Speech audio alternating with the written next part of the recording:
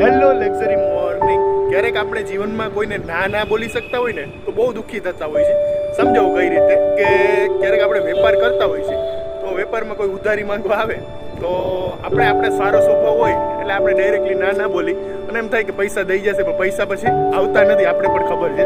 તો આવી રીતના આપણે ભાઈબંધ દોસ્તારમાં થતું હોય છે. ક્યારેક ભાઈબંધ દોસ્તાર છે તો આપણી કાર માંગી જાય, કોઈ બાઇક માંગી જાય તો આપણે ડાયરેક્ટલી ના બોલી શકીને ચાલો હવે દઈ.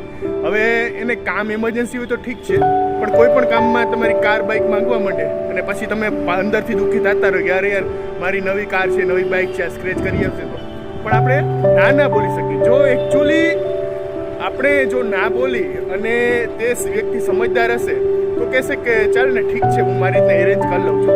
પણ એનો જો ઈગો હશે તો એ તમારી સાથે સંબંધ તોડ નાખશે, ખાલી એક બાઇક અને કાર તમે એને ના આપી એટલા માટે. તો આવી રીતના તમે ક્યારેક ના બોલી જુઓ તો આવા જે દેખાડાના સંબંધો હશે, દેખાડાના જે તમારા કસ્ટમરો હશે તે ફિલ્ટર થઈ જશે અને તમે અંદરથી સુખી થશો. એટલે ટ્રાય કરો, બહુ મસ્ત છે. Thank you.